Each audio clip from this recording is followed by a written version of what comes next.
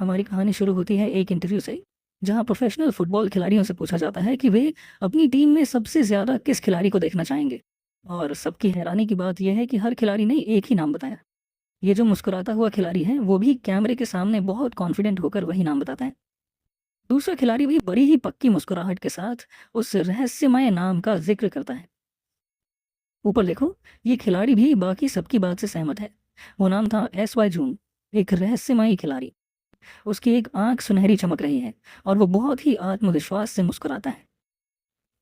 उसकी ज़िंदगी फुटबॉल से जुड़ी रही है जब से वो बच्चा था। उसके पहले जन्मदिन पर उसने कई चीज़ों में से फुटबॉल ही चुना था। थोड़ा बड़ा होकर वह मोहल्ले के दोस्तों के साथ फुटबॉल खेलना शुरू कर देता है। अपनी प्रतिभा दिखाते हुए उसने स्कूली मैच में बिना किसी मुश्किल के गोल कर दिया। इसी वजह से उसे फुटबॉल का जीनियस कहा जाने लगा। उसके शॉट्स इतने ज़ोरदार होते थे कि गोलकीपर उन्हें रोक ही नहीं पाता था। फिर से गेंद गोल में जाती है और गोलकीपर समय पर प्रतिक्रिया भी नहीं कर पाता। मिडिल स्कूल में उसकी प्रतिभा इतनी बड़ी हो गई थी कि उसे खेल का भगवान कहा जाने लगा। उसे लगता था कि वह एक शानदार खिलाड़ी है, लेकिन सब कुछ बदल गया जब उसकी मुलाकात किसी से हुई। एक ट्रायल में एक और लड़का सोचता था कि वह अपनी ताकत दिखाएगा। वह टीम का स्टार बनने के लिए जोर से शॉट मारता है, लेकिन जब उसने देखा कि क्या हुआ, वह पूरी तरह से दंग रह गया। जिसने गोल किया वह मुस्कुराते हुए सोचता है कि क्या सच में गेंद गोल हुई। जश्न मनाते हुए वह कहता है कि शॉट थोड़ा ऑफ था, लेकिन फिर भी अच्छा था। असिस्टेंट कोच फिर कोच को बताता है कि नंबर 16 सन हायोन मीन असली खिलाड़ी है। हमारे नायक के लिए यह हार का पहला कड़वा स्वाद था। वह चौंक गया और विश्वास नहीं कर पाया कि ये खिलाड़ी उसकी ही उम्र का है। उसका चेहरा उसकी सारी निराशा दिखा रहा था। वह सोचता है कि क्या वह सिर्फ एक अतिरिक्त खिलाड़ी है। उस दिन उसने तय किया कि यह उसके विकास की शुरुआत होगी। इसके बाद वह हर दिन बिना रुके ट्रेनिंग करने लगा। सुबह से लेकर प्रैक्टिस के बाद भी वह खुद को लिमिट्स तक धकेलता रहा। बारिश हो या धूप, वह फुटबॉल में बेहतर बनने के लिए मेहनत करता रहा। 6 महीने बाद हम उसे एक मैच में मैदान पर दौड़ते हुए देखते हैं। पता चलता है कि उसका नाम सॉन्ग यू जून है और वह मिडफील्डर है। एक गलत पास के कारण विपक्षी खिलाड़ी गेंद ले लेता है और शुक्रिया कहता है। उसकी टीम का साथी गुस्से में चिल्लाता है कि पास बेकार था। यूजीन गलती के लिए माफी मांगता है और जिम्मेदारी लेता है, लेकिन गिरने की बजाय वह अपनी गलती सुधारने की तैयारी करता है। वह कहता है कि वह जिम्मेदारी लेगा और विपक्षी के हमले को रोकने के लिए दौड़ पड़ता है। विपक्षी उसकी स्टैमिना देखकर हैरान हो जाता है। उसकी स्पीड देखकर विपक्षी कहता है कि वह एक अनस्टॉपेबल मॉन्स्टर है। आखिरकार रेफरी पहला हाफ खत्म करने की सीटी बजाता है और 15 मिनट का ब्रेक होता है। मैदानी मिट्टी के मैदान पर खिलाड़ी ब्रेक में थोड़ा आराम करते हैं। हमारे नायक इस ब्रेक में पूरी बोतल पानी पीता है और मुस्कुराते हुए कहता है कि इतने दौड़ने के बाद पानी कितना स्वादिष्ट लगता है। अचानक उसे टीम का एक साथी गंभीर होकर उसका नाम पुकारता है। गुस्से में हयांग मीन पास के लिए जवाब मांगता है, लेकिन यूजीन उसे शांत रहने को कहता है। फॉरवर्ड गुस्से में कहता है कि लड़का पासिंग की प्रैक्टिस करे, यहाँ खड़ा मत रही। हमारा नायक सोचता है कि दूसरा खिलाड़ी उसकी मेहनत को नहीं समझता। हयांग मीन बताता है कि केवल 2 महीने बचे हैं एक खास मौका के लिए, जो है अंडर 16 वर्ल्ड कप के लिए राष्ट्रीय टीम का सिलेक्शन। यूजीन वर्ल्ड टूर्नामेंट के बारे में सोचता है, जहां अच्छा प्रदर्शन दुनिया भर का ध्यान खींच सकता है, लेकिन सोचकर ही उसकी तबीयत खराब हो जाती है। रेफरी दूसरी हाफ शुरू करने की सीटी बजाता है। हयांग मीन कहता है कि इस बार कोई गलती ना हो, और यूजीन भी सहमत होता है। वह कहता है कि लंबा पास मत मारो, और यूजीन उससे शिकायत करता है कि बार बार शिकायत क्यों करता है। अचानक यूजीन को तेज सिर दर्द होता है। उसकी आंखें लाल हो जाती हैं और वह पूरी तरह उलझन में आ जाता है। उसकी दृष्टि धुंधली होने लगती है। साथ ही देखता है कि वह जवाब नहीं दे रहा और घबराकर उसका नाम पुकारता है। हयांग मीन भी चौंक जाता है और जोर से उसका नाम लेकर मदद मांगता है। यूजीन बेहोश होकर गिर जाता है और सांस लेने में तकलीफ होने लगती है। साथ ही कोच से कहता है कि तुरंत एम्बुलेंस बुलाओ। सूरज ढल रहा होता है और यूजीन को अस्पताल ले जाया जाए। डॉक्टर के पास परिवार जाता है और डॉक्टर बताता है कि समस्या रंगों की पहचान न कर पाने की है, यानी कलर ब्लाइंडनेस। पिता चौंक जाता है और पूछता है कि क्या ये सही है। डॉक्टर कहता है कि अभी उसका पूरा असर हो रहा है। बच्चा दुनिया को अब काला सफेद देख रहा है। डॉक्टर समझाता है कि अंधापन तो बच गया, लेकिन दृष्टि और खराब होगी। पिता उदास हो जाते हैं। डॉक्टर बताता है कि बेटे को आराम करना होगा और आंखों को ज्यादा थकाना नहीं चाहिए। माँ आंसू बहाने लगती है। फिर भी नायक एक सवाल पूछता है। डॉक्टर उलझन में उसे देखता है और पूछता है कि क्या जानना चाहता है। मुस्कुराते हुए वो पूछता है, क्या मैं अभी भी फुटबॉल खेल सकता हूँ? डॉक्टर कुछ नहीं कह पाता। उसकी खामोशी ही जवाब है। माँ के गले लगकर लड़का अपने सपने के खत्म होने को महसूस करता है। वह अपने अंदर की पीड़ा को दबाए रखता है, लेकिन टूट कर रोने लगता है। 15 साल बाद हम एक बड़े शहर की रात में पहुंचते हैं। एक इमारत में बताया जाता है कि एक नया डॉक्टर टीम में शामिल हो रहा है। एक रेस्टोरेंट में ट्रैक सूट पहने एक आदमी शिकायत करता है कि फुटबॉल फैंस हर चीज़ जानना चाहते हैं। बियर की चुस्की लेते हुए हमारा नायक ज़्यादा परवाह नहीं करता। वह कहता है कि समझता हूँ, पर इसका मुझसे क्या लेना देना।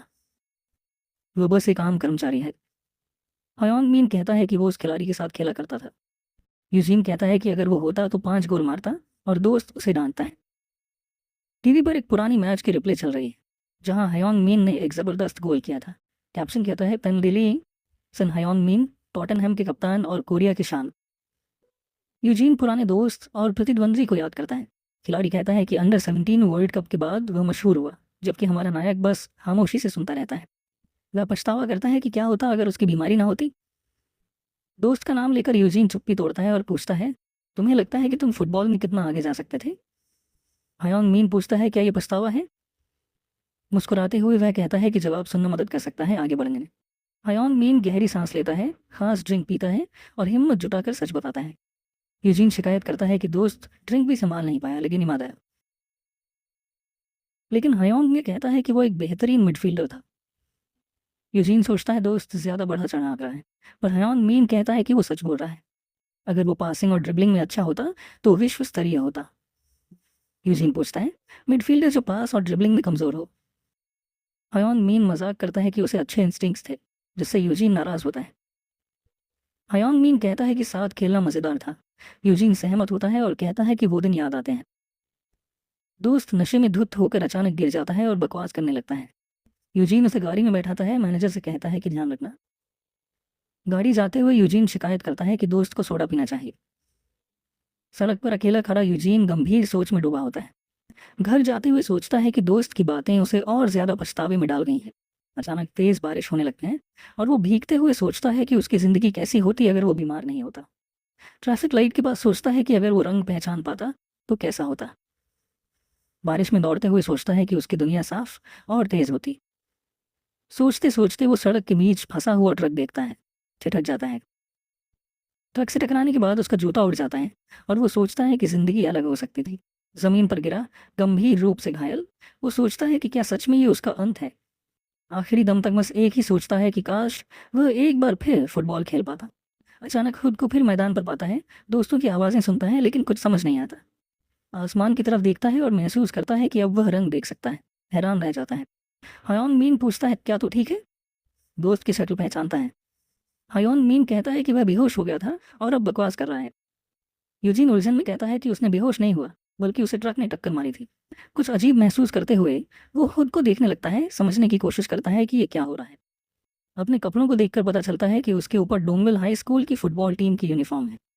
इधर उधर देखता है और आखिरकार समझ जाता है कि वो अपने पुराने स्कूल के मैदान पर है। अपने गाल को चुटकी लगाते हुए सोचता है कि क्या ये सब सिर्फ एक सपना है। तभी रेफरी खिलाड़ियों को बुलाता है क्योंकि दूसरा हाफ शुरू होने वाला है। उसका दोस्त कहता है कि वो कोच को बता देगा कि यूजीन अभी नहीं खेल सकता। जब उसका दोस्त जाने लगता है तब तो यूजीन जल्दी से उसका पैर पकड़ लेता है। पूरी ठान के साथ कहता है कि उसके पास एक काम है जो वो ज़रूर करना चाहता है। वो कहता है, मुझे फुटबॉल खेलना है और चाहे ये सपना ही क्यों ना हो, मैं खेलना चाहता हूँ। उठते हुए वो गेंद को किक करने की तैयारी करता है, क्योंकि उसके लिए सबसे ज़रूरी बात बस ये है कि वह फुटबॉल खेल पाए। चेहरे पर मुस्कान लेकर वो भावुक हो जाता है, क्योंकि इतने लंबे समय बाद गेंद को छूना उसे खुशी देता है। ऊपर से उसे ये भी सेलिब्रेट करने का मौका मिलता है कि वो फिर से रंगों को सामान्य रूप से देख पा रहा है। मैच के बीच में एक विरोधी खिलाड़ी पास आकर पूछता है, तुम यहाँ खड़े क्या कर रहे हो? मुस्कुराते हुए यूजीन समझ जाता है कि वो थोड़ा सेंटिमेंटल हो गया था और अब एक्शन के लिए तैयार होता है। गेंद को छूते हुए वो नए जोश के साथ मैदान में दौड़ने लगता है।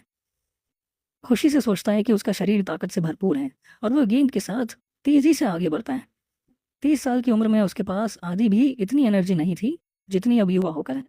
एक विरोधी खिलाड़ी उसे रोकने की कोशिश करता है, लेकिन यूजीन किसी को भी उसे पार करने नहीं देता। उसका रास्ता बंद हो जाता है और उसे समझ आता है कि उसे आगे आगे बढ़ने के लिए कोई नई रणनीति अपनानी होगी। दूर से उसका दोस्त हयोंग मीन गेंद के लिए चिल्लाता है और यूजीन एक मौका देखता है। वो सोचता है कि बहुत दिन हो गए उसे यांगजू चान को देखने को, और अगर अब पास करता है तो मौका मिलेगा। गेंद अपने दोस्त को पास करने की कोशिश करता है और परफेक्ट लॉन्च की तैयारी करता है। अचानक उसकी आंख सुनहरी चमक से जगमगा उठती है और उसे मैदान पर कुछ अजीब दिखाई देता है। मैदान के बीचों बीच एक जगह तेज सुनहरे प्रकाश से चमक रही है। वो सोचता है कि क्या ये उसकी आंखों का साइड इफेक्ट है या कोई नई कंडीशन। रोशनी के बारे में कुछ पता ना होने के बावजूद वो फैसला करता है कि गेंद उसी दिशा में किक करेगा। उसे महसूस होता है कि उसे गेंद उस जगह भेजनी ही है और पूरी ताकत से किक मारता है। उसका दोस्त चिल्ला रहा है, अरे तुमने गलत जगह मारी, वहाँ कोई नहीं है। यूजीन हैरान होता है और महसूस करता है कि सच में उस रोशनी वाले स्थान पर कोई नहीं था। मैच डोंग हाई की टीम के 2-0 की जीत के साथ खत्म होता है और खिलाड़ी लाइन में लगते हैं। मैच के बाद खिलाड़ी थके हुए बैठ जाते हैं और एक खिलाड़ी दूसरों को कॉफी के लिए आमंत्रित करता है। खिलाड़ी विदा लेते हैं और चले जाते हैं, लेकिन हमारा नायक अकेले खड़े स्टैंड में बैठा रहता है। सिर नीचे किए वो थका हुआ या हुए हुए हालात को सोच रहा होता है। अचानक वो खुद से धीरे धीरे हंसने लगता है।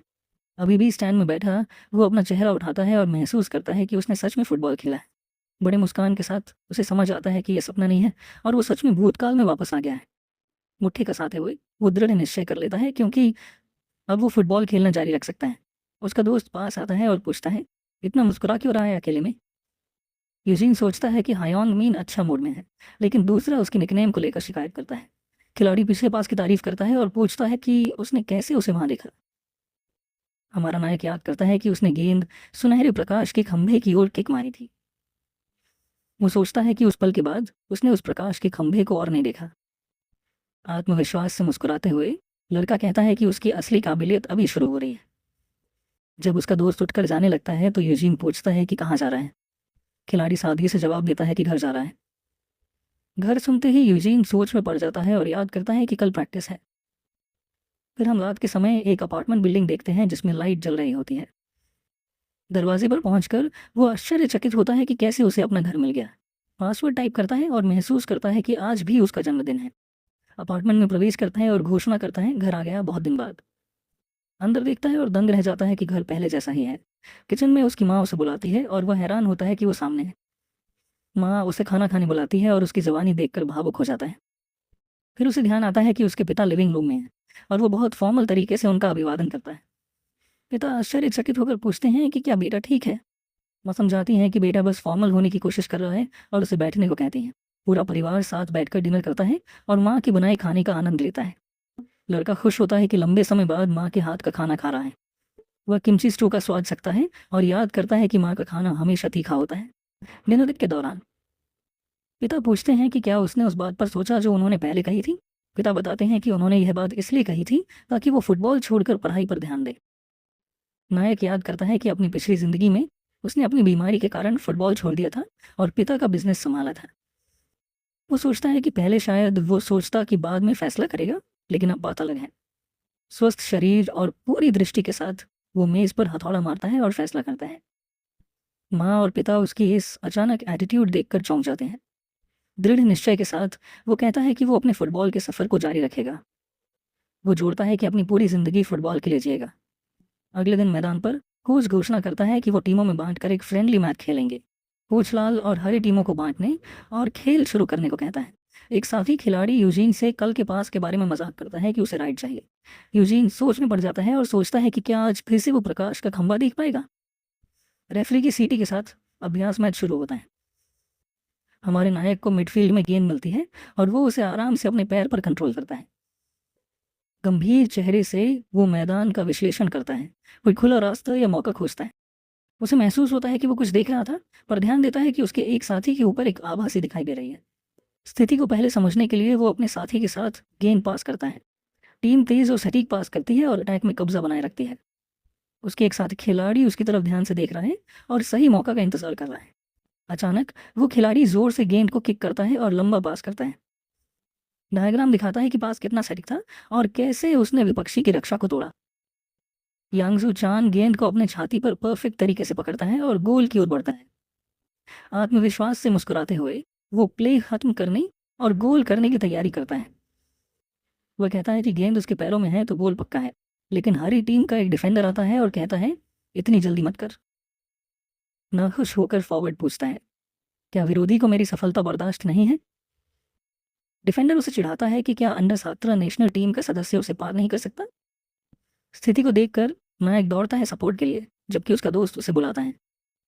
गेंद उसके पैरों में है, वो तेजी से विपक्षी रक्षा को पार करता है। सोचता है कि गेंद उसके पास आ गई, लेकिन लगता है कि प्ले में अभी कुछ कमी है। गेम लेकर आगे बढ़ते हुए वो महसूस करता है कि 3 मार्कर्स ने उसे घेर रखा है। टैक्टिकल डायग्राम दिखाता है कि वो पूरी तरह से घिरा हुआ है और खेलने के विकल्प कम हैं।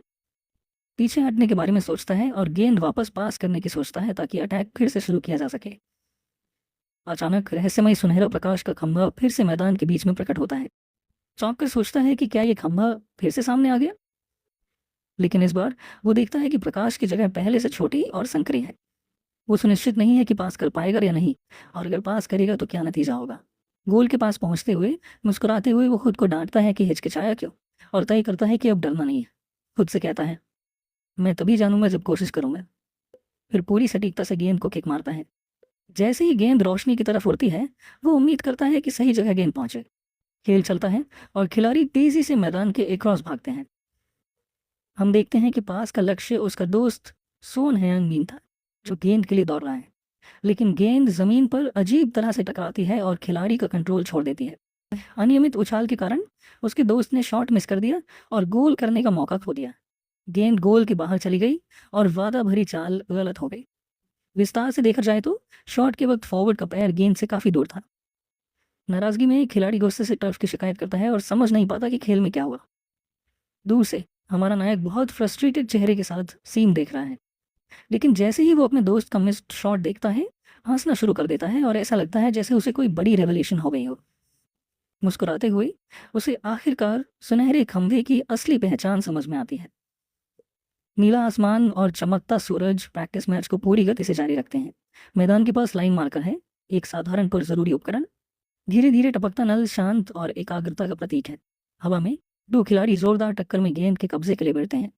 संघर्ष के बाद गेंद छूट जाती है और जो सबसे तेज है वो उसे ले जाने की दौड़ लगाता है। एक खिलाड़ी हताश होकर अपनी टीम से किसी को गेंद लेने के लिए चिल्लाता है। नायक बड़े क्लास और शांति से गेंद को काबू में करता है। गेंद उसके पैर के नीचे खड़ी है और अब उसके पास गेम की पूरी स्थिति का नियंत्रण है। वो सोचता है कि पिछले शॉट में अगर गेंद सुनहरे क्षेत्र में गई होती तो उसके दोस्त हयांग मीन ने गोल किया होता, और इसी वक्त उसे सब कुछ समझ में आया। आत्मविश्वास से मुस्कुराते हुए उसने सुनहरे क्षेत्र का बड़ा रहस्य सुलझा लिया। पहला नियम यह है कि सुनहरा क्षेत्र तभी दिखाई देता है जब उसके पास गेंद होती है। डिफेंडर चिल्लाते हैं और हयांग मीन को रोकने की कोशिश करते हैं जो अटैक की ओर दौड़ रहा है। दूसरा नियम तब पता चलता है जब मैदान पर फिर से रोशनी का खंभा प्रकट होता है। ये क्षेत्र तभी बनता है जब गोल करने का साफ मौका होता है। फिर हम देखते हैं कि एक लंबा और सटीक पास सुनहरी रोशनी की ओर भेजा जा रहा है। आखिरकार तीसरा और आखिरी नियम उसे पता चलता है। जब गेंद सुनहरे क्षेत्र में प्रवेश करती है तो वो एक परफेक्ट और एक्यूरेट पास में बदल जाती है। प्रभावित होकर हयांग मीन अपने साथी के किलर पास की तारीफ करता है। हयांग मीन पूरी ताकत से गेंद को गोल के कोने की ओर किक करता है।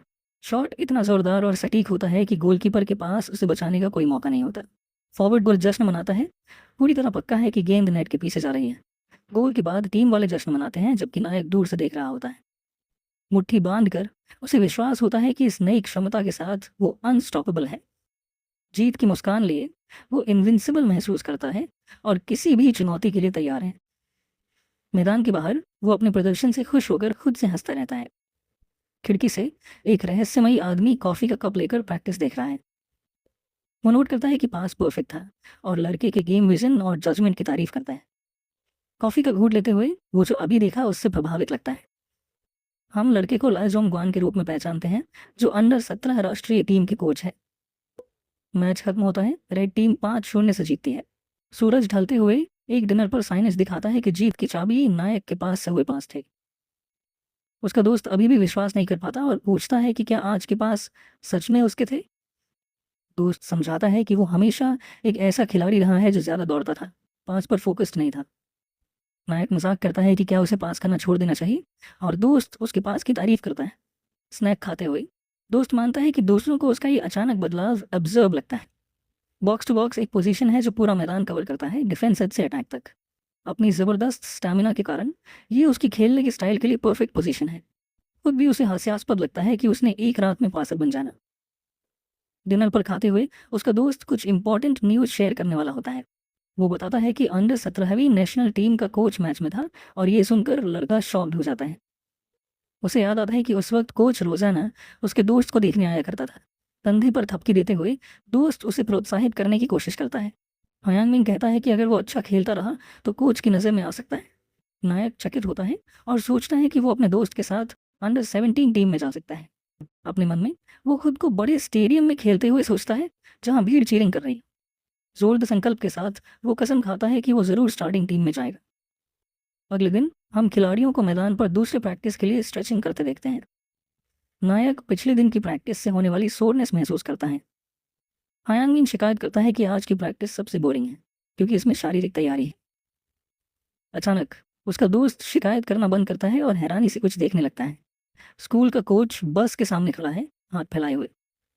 बस से कई खिलाड़ी लाल और काले यूनिफॉर्म में उतरते हैं। पूरी टीम उतरती है और मैदान पर लाइन में लगती है। कोच गंभीर एक्सप्रेशंस के साथ उन्हें देख रहा है। नए खिलाड़ी बहुत मजबूत टीम से लगते हैं। उसका दोस्त उन्हें सू यूथ टीम के रूप में पहचानता है और लड़का कंफ्यूज हो जाता है। एक कार से उतरते हुए एक आदमी कोच को अचानक रिक्वेस्ट स्वीकार करने के लिए धन्यवाद देता है। मुस्कुराते हुए नायक समझ जाता है कि कौन आया है और इस विजिट को लेकर बहुत एक्साइटेड हो जाता है। वो आदमी कोच जुंगवान है, जो गंभीर चेहरे के साथ उनके पास आता है। स्कूल का कोच कहता है कि मजबूत टीम के खिलाफ मैच हमेशा वेलकम होता है। जुंगवान जवाब देता है कि उसके पास चेक करने के लिए कई चीज़ें हैं वहाँ है, और दूसरा पूछता है कि उसे कुछ चाहिए। गंभीर चेहरा लिए नेशनल टीम कोच कुछ सोच रहा है जो उसे अभी करना है। हमारा नायक और उसका दोस्त दूर से बातचीत को ध्यान से सुन रहे हैं। चेहरे पर पसीना बहता है और वो स्थिति को लेकर टेंस और एंग्शियस लग रहा है। नेशनल टीम कोच अनाउंसेस करता है कि उसके पास कोच से एक ही रिक्वेस्ट है।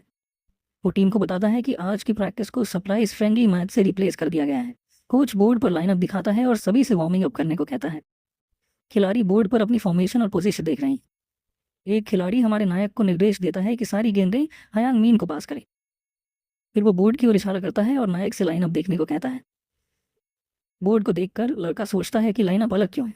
उसे उम्मीद थी कि पोजीशन हमेशा की तरह ही होंगी, लेकिन कुछ ऐसा है जो उसे सरप्राइज करता है। बड़ी आंखों से वो समझता है कि कुछ बहुत इंपॉर्टेंट मिसिंग है। ध्यान से देखता है तो पता चलता है कि टीम की फॉर्मेशन में एक खिलाड़ी नहीं है। वो देखता रहता है लेकिन अपने दोस्त का नाम बोर्ड पर नहीं पाता। हैरानी से महसूस करता है कि उसका दोस्त सोन हयांग मीन उस मैच की लाइनअप में नहीं है।